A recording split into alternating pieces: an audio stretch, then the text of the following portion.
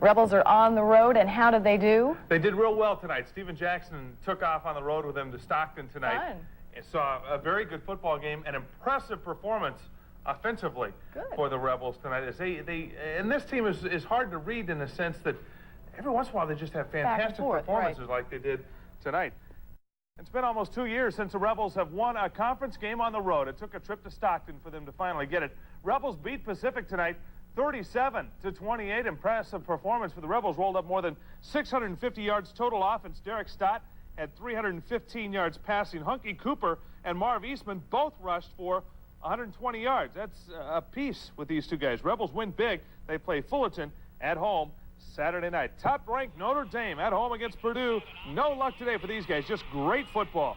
Rick Meyer looking like old Tony Rice there with that touchdown on the option play. And then the Rocket takes a pitch on the reverse, and it works to perfection. Look at him. Break tackles. And finally gets a touchdown, his first of the season, his longest run from scrimmage.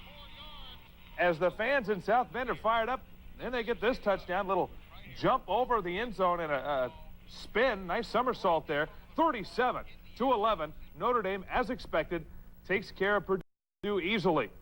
Virginia Tech and Florida State is the winner at that one, 39-28.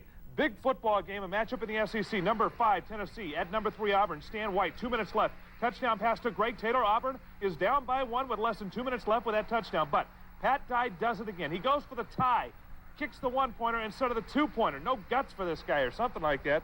With less than 2 minutes left, you got to go for the 2 there. Pat Dye does this often. We've seen it before from this guy. Tennessee has a chance to win it. 15 seconds left. Greg Burke misses a 34-yard field goal attempt. So the game ends in a 26-all tie. Great football game, great matchup, and because of Pat Dye, it ends in a tie. Thank you very much, Pat. Appreciate that one. BYU, Oregon, 32-16. Oregon pulls off the upset. The Cougars were 3-point favorites in this game. Ty Detmer, Heisman Trophy candidate, was sacked 5 times, threw 5 interceptions in this game. Meanwhile, Bill Musgrave, Oregon's fine quarterback, spotting receivers all over the place. When they're wide open like this, you better spot them. He wins the duel with that touchdown and then hitting wide open receivers left and right. Oregon gets revenge for last year's loss with an impressive win over BYU 32-16. Michigan wins big over Maryland 45-17. And look at the Virginia Cavaliers, now 5-0. First time in 40 years they've done that. A big win over William and Mary today. Nebraska beats Oregon State. You know the Beavers did beat the spread though on that. The spread was only 55 points for Oregon State, but they even had the lead at one point in that football game. Oklahoma over Kansas 31-17. You've also got Miami of Florida, former #1 team, wins easily over Iowa 48-21. Texas A&M over LSU 17-8. In Colorado, it's the Colorado Buffaloes winning over Washington by 6 points, 20-14. And the battle for the Bayou Bucket goes to Houston. They had to come from behind to win this ball game, 24-22. Okay, rainy day in Columbus, Ohio for Tommy Trojans. U.S.C. trying to rebound from last week's loss to Washington. They're at Ohio State today. And as you'll see throughout this sportscast, it was very rainy and wet in Ohio today. Ricky Irvins, 164 yards, a couple of touchdowns. That was just the first half. U.S.C. running away with this one. Then, first half, we had a fight in this one. A late hit by one of the Trojan players, and they're over in Buckeye country there, and a big brawl breaks out. And if you're a Trojan, you want to get out of there in a hurry. There's a bunch of silver helmets around there, and outnumbered. There was lightning threat and rain throughout this football game. In fact, the game was finally called because of lightning and rain. Look at that in Columbus, folks. It was pouring down. USC was in good shape to win the game anyway by the final score, 35-26. You got an upset down in Arizona tonight. California beats the Arizona Wildcats 30-25. Florida over Mississippi State 34-21. Clemson and Duke 26-7. Clemson is the winner there. Here's a great play for you. The only score of the game for Duke comes right here. The up back, Leroy Gilman. How many times have you seen the up back take the kickoff and run it back? Never. I've never seen the up back do it. You see the deep backs do it sometimes, but the up back goes all the way, and yeah, he's in, folks, for the touchdown. The only TD for Duke as they lose to Clemson. The rest of the scoreboard, Missouri, as expected, over Arizona State, 30-9. Michigan State beats Rutgers 34-10 on the road.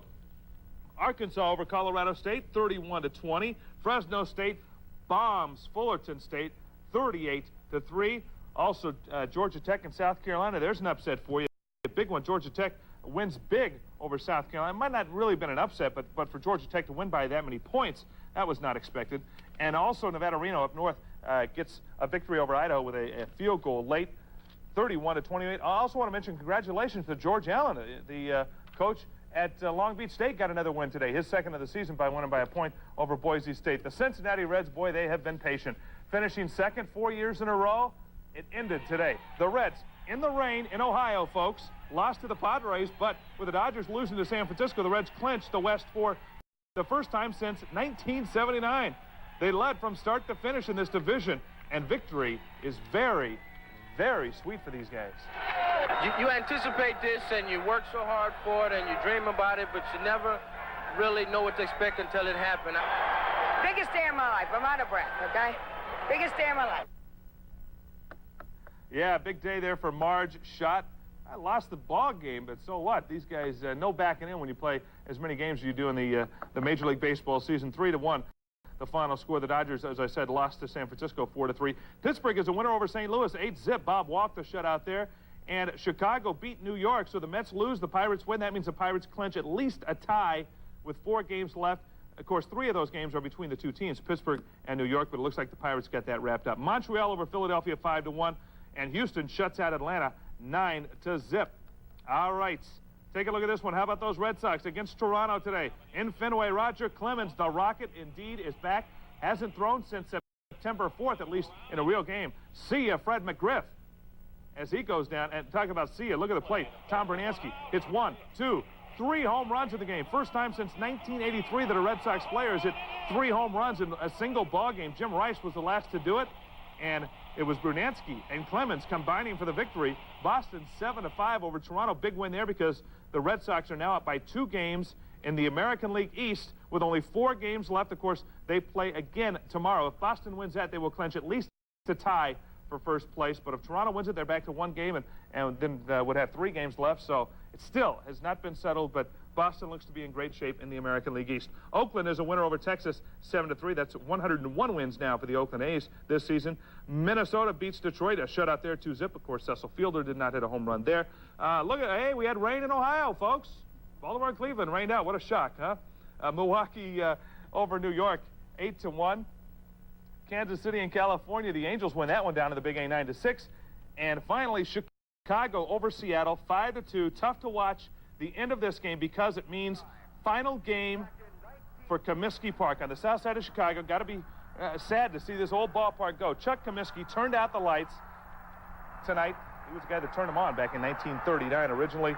So farewell to Comiskey for the last time, and had some great moments. Some great moments in that ballpark that come to mind. Baseball. Disco night when they had to suspend the second game of the doubleheader because of all the albums that blew up. You had the White Sox in those shorts playing in that field. So some great moments. Great moments that you'll remember fondly. All right. Thanks, Ron. Still to come tonight, sometimes the grass is